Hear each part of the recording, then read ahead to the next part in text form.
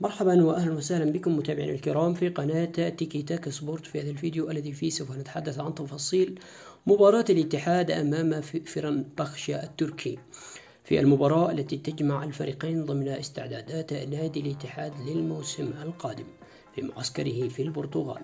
قبل أن نعرض لكم تفاصيل هذه المباراة، الموعد والتوقيت، وأيضا هل ستنقل المباراة، ما هي القنوات التي ستنقل المباراة، وكيف بإمكانكم مشاهدتها، كل التفاصيل.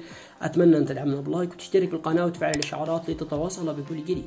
شاركنا آرائك وتوقعاتك من سيفوز في الفريقين في التعليقات في الأسفل.